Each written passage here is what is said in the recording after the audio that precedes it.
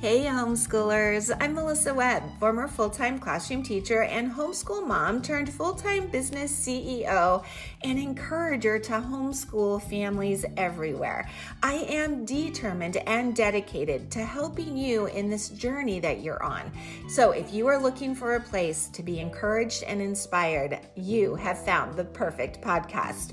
Homeschooling is a work of heart is truly the perfect place to start. So welcome. Let's jump in. Hello, friend. Hey, I have a few friends who are single and they are hoping to meet a great guy someday. It's not happening.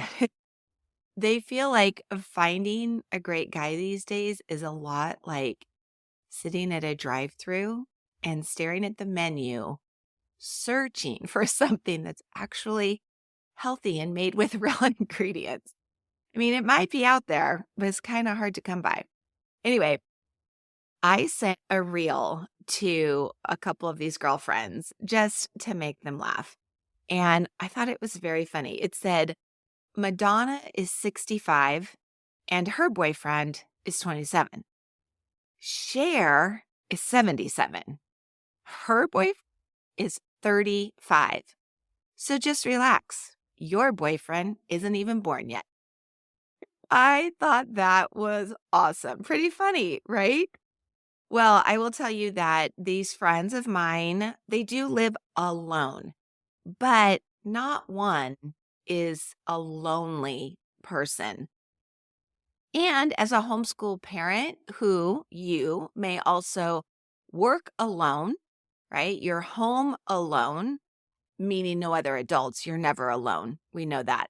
There's still no reason why you have to feel lonely in that space. But a lot of homeschool moms tell me, especially the moms, dads don't say this so much to me, but lots of moms tell me, I feel so lonely, right? And a lot of people would say, really? You've got all your kids around.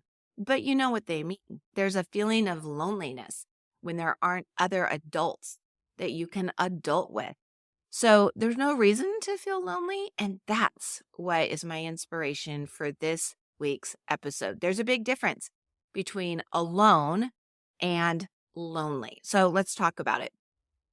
I will tell you, I think it's kind of funny. Socialization is still a hot topic in the homeschool realm, and it astounds me. I will tell you that today in 2024, my belief is that homeschool children are the most socialized, well-mannered, respectful kids on the planet. I hold Zoom meetings all the time. I meet with hundreds of students, and I will tell you, these kids, they are the kindest, the most encouraging toward others. They're respectful. I mean, great job, parents. You're raising really well socialized children. They are not snarky. They are not inappropriate. They're not rude. No, they are great people. And so I don't really feel like socialization is the concern that people once wanted to say that it was. My bigger concern these days, if I'm going to be completely transparent, would be that parents that are out there, and many of them are lacking the social connection that they need with other adults. Have you been in that situation? You're not alone if you have. So I'm going to go into a couple definitions because I like definition. Let's make sure we're really clear on the difference between the two words alone and lonely. So the word alone means having no one else present. It's a physical state. Like I could say, I'm home alone recording this podcast. And now you know there's nobody else here while I'm recording. I went on a walk by myself. I was alone. I didn't have somebody else walking with me. Now, these are neutral, physical states of being.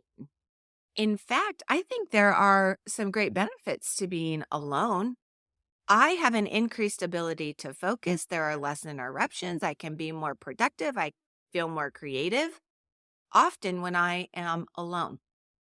Now, that is different than being lonely, because lonely, by definition, is sadness due to lack of friends or company. It's a feeling, therefore, it's subjective. It's a thought. I'm lonely. It's a thought that I can choose, and sometimes you may want to choose it. But other times you may become aware of it and say, I don't want to feel this way. And by changing your thought, you can change your circumstances, create new thoughts, and have new feelings, which is pretty empowering. And I think we all can agree, if you ever have been in a room full of people, you can not be alone, but still feel lonely, because it is a feeling. I've been in rooms with lots of people and I don't connect to anybody, and I'm not enjoying it. I think of when I first started on this entrepreneurial journey, I attended some what people would call bro marketing types of events where there were very few women there, and it was just a lot of testosterone in the room. And I didn't connect. I didn't enjoy it. I was with hundreds of people. I felt lonely. I was not happy in that space. So I left those and found my people in other spaces. And it's important that we find our people, because people need people. We were designed to need one another. We were designed for tribe. I mean, biblically speaking, there are many scriptures that talk about that we are to bear one another's burdens, encourage the faint-hearted, help one another grow. And even if you're not a follower, like, these are great principles to apply to our lives. We're meant to be there for one another. There are many well-educated people. There's a neuroscience professor. He's no longer living, I don't believe. A lot of his things were back from, like, I want to say the 1970s, maybe into the 1980s. I don't know. I probably should have looked up those dates. Anyway, his name was John Cachopu. I'm not sure that I'm saying that correctly. Cachope? I'll link it. Anyway, he was a neuroscience professor. And what he is known for, I think he was a professor at Stanford, but what he did was a lot of groundbreaking research on loneliness. A lot. Again, I'll link to it in case you're like, oh, I kind of want to know a little bit more about this. Not a problem. But he has a great quote, and it says, loneliness isn't about being alone. It's about feeling disconnected from others. So when we were in lockdown, back in 2020, a lot of us felt disconnected from others. Loneliness, feelings of loneliness skyrocketed. And there were a lot of negative things that came out of that. It was a difficult time for so many of us. And it's proven scientifically that when we are disconnected from others, feelings of sadness will rise. So while being alone, like I mentioned, has some benefits, feeling lonely is the opposite. It can actually be detrimental. It can negatively affect our mental and physical health. And that's what John, that scientist guy, researched and found. So we need to find the solution, because loneliness is not okay. We don't want to spend a lot of our time feeling lonely. That is a negative space for so many people. Now, hear me out. I am not saying that it's not a good idea to be alone from time to time. Be alone. Like I mentioned, there are a lot of benefits to being alone from time to time. But when you have the feelings of loneliness, be aware of that as well, because there is a solution: community. Community is the solution. Jack Johnson. I love Jack Johnson. Do you love Jack Johnson? He sings so many great songs, but one of my favorites is Better Together. In fact, I will tell Alexa to play a Jack Johnson station, and then I get lots of Jack Johnson music going throughout my house. Love it. But the lyrics in his Better Together are great, and I wrote a few down. I won't sing them to you, I promise, but just listen to these lyrics. He sings, "Love is the answer, at least for most of the questions in my heart. Like, why are we here and where do we go and how come it's so hard? It's not always easy and sometimes life can be deceiving. I'll tell you one thing, it's always better when we're together." It's such a great song. It says so many of the things that I believe. Better together is one of them. So there's another quote I read that said, "It's not the number of friends you have, but the quality of your connections that determines whether you feel lonely." So, what are some of the ways you connect? This week's podcast is meant to get you thinking, and especially for yourself, but also for your kids. There are so many ways we can connect today. Like, you could feel connected to me because of this podcast. Maybe we've never met in person, or we've only met through Zoom, and yet we still feel connected. That's amazing. Now, you may feel more connected to me than I feel to you if you haven't reached out, right? If it's a one-way street. But do you also maybe belong to a church? That's a great way to connect with others. That is a two-way street. Or volunteering somewhere like maybe in an animal shelter. Or do you belong to a homeschool co-op? Those are great ways to connect for you and your children. Charter schools host all kinds of events. So if you're homeschooling through a charter school, I bet there's a lot of community opportunities there. Maybe you do a shared sport, like you're part of a jogging club or a biking club. A group of friends and myself are all looking into joining a jazzercise class. Do you remember jazzercise? Did you know it's still around? It's still around. Jazzercise is still running strong, at least over here in our area. And that just sounds like a fun exercise, yet connection with girlfriends that I could really use. That's like a twofer, right? I'm going to get in my exercise. I'm going to laugh and have fun with friends. I actually have created a community for this semester. It's called 5 for 5 because while I love to do the podcast, I actually love doing the podcast. I love coming up with an idea to share with you. I get a lot of positive feedback that I know it's something that you can do. Just plug into your ears and empty the dishwasher or put a load into the dryer, fold clothes, or go for a walk. So I love doing that for you. I do. But I also miss community of other homeschooling moms. So this fall semester, Dad, you're invited too. It's just only moms have signed up so far.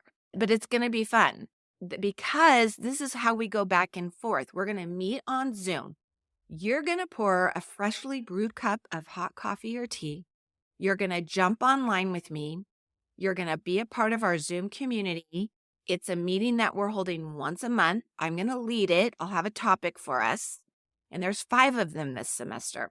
1 in August, 1 in September, 1 in October, 1 in November, 1 in December. It's the last Friday of the month, except for when the holidays kind of get in the way. I can give you all that information. You can sign up. I'll put the link in the show notes. Our first meeting is scheduled for Friday, August 30th. For some of you, you're listening right now on that date. So come join us. If you end up missing it because it's in the morning, it's okay. We're going to record it. So there's going to be these 5 living recordings. But again, that's a one-way relationship. It's you getting to know me, but me not getting to know you. So it's better to do it live if you can, but we'll have the video recording and you can still purchase it. You can still come and join us for 4 more opportunities to be in the live online space, all from the comfort of your home. I don't want you to lose time having to drive to me. I don't want you to have to pay more by having to get a sitter to watch the kids or somebody else to teach. Nope, it's first thing in the morning, so you can just have your coffee, join us. I'm going to try and keep them short, 30, 45 minutes, but it's going to be great. It's going to be great. It's going to be community. It's going to erase some of those feelings of loneliness that perhaps you've been feeling and you don't want to feel anymore. However, it's not free. It's going to cost you. Yep, $5 total. Yes, for all 5. In other words, it's like $1 for each one, but I'm not breaking it into that. You get all 5, whether it's live or recorded, you're going to get 5, and it's $5. So come on, fork it out. Let's invest. I want you to invest. Invest in yourself. Invest this money, invest your time into the community. All right, now, I will tell you, if not any of these options, joining a group of some sort, doing volunteer work, getting active in some kind of community, if not one is feasible for you for some reason I can't think of, I want you to know there's still hope. Are you familiar with cognitive reframing? All that means in layman's terms is think a different thought. So here's another quote for you.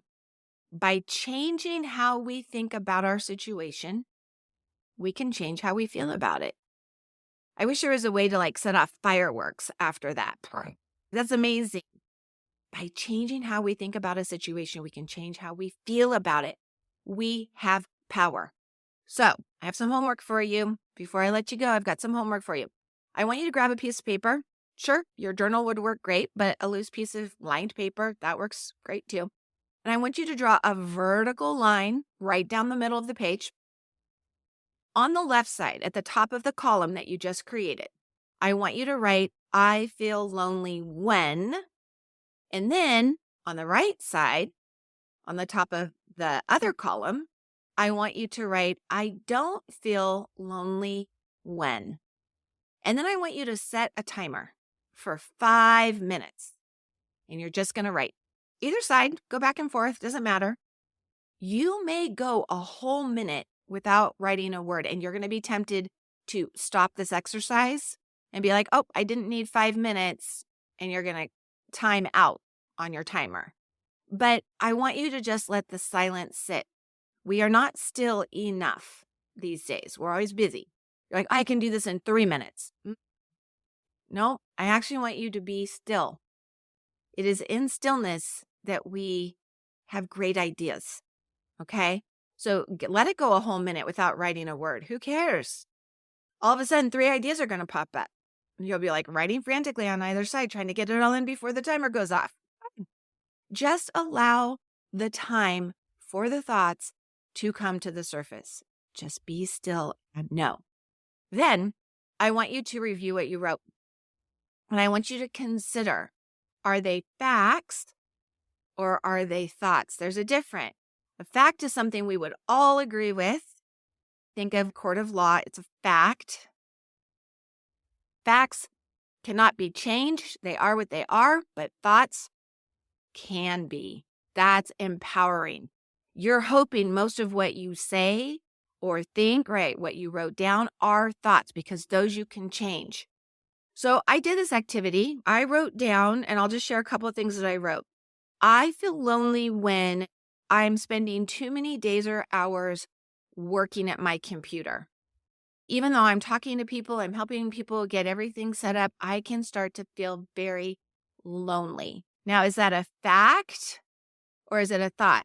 I'm going to tell you it's a thought because when I say too many days, what does that even mean? What does that even mean? Now, do I still want to believe it? I do, but I may want to get a little more factual about it. And I could have a different thought about that if I work on it. I can tweak things, okay? I can also feel lonely when everyone from my house is gone or busy. When I am alone and I'm like, oh, there's nobody to do anything with. That's when I can sometimes feel that way. On the other side, I do not feel lonely. And the first thing I wrote is when I remember that God is always with me. That comforts me. I also wrote, I do not feel lonely when a random text pops up and I see that someone was thinking about me. That's a beautiful thing. Or here's another one, when I intentionally plan a coffee date or a lunch date with a friend that I've not seen for a while. All right, so these are some of the thoughts that I wrote down. So I want you to pay attention to those. And here's the other thing that you're going to realize you can change some of these things that are thoughts. So right there, that's empowering. But here's the other thing. You also have an opportunity to be the catalyst of comfort in someone else's lonely life. If you also can receive a random text that reminds you that someone is thinking of you, why not send a random text to somebody today to remind her that she's being thought of? It's empowering. Now, yes, it takes effort to not feel lonely. It's simple, right? But it's not always easy because our emotions, man, they can be strong little buggers. It takes practice to take those thoughts captive and then decide what you want to do with them. But you can. I promise you, you can. And do not forget your kids need community too. Have discussions with them. Are they feeling lonely? Explain what that might feel like. Again, you may have them in a group and you're like, oh, they're not lonely. They're doing this group over here. Hey, they could be in that group and still feel lonely even though they're not alone. Have conversations about this. Now, if you want a fun community, I have one for kids too. So I have one for you, but I have one for kids. We have a very fun writing community. We meet weekly. There's no reason why you cannot join our parent community. And if you have a 3rd through 8th grader, also participate in our writing community with the kids. That's a win-win right there. A win-win, my friend.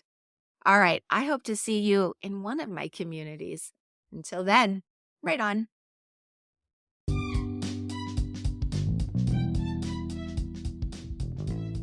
Well, thanks so much for tuning in and listening this week. Hey, if this was something that you found valuable, don't forget you want to subscribe or follow so that every time a new episode is dropped, you'll be the first to know.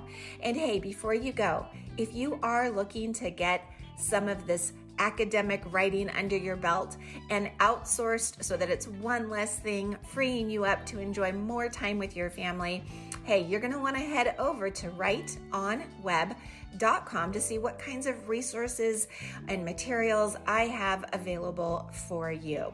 I will look forward to seeing you there, and I will look forward to seeing you here in our next episode. Right on.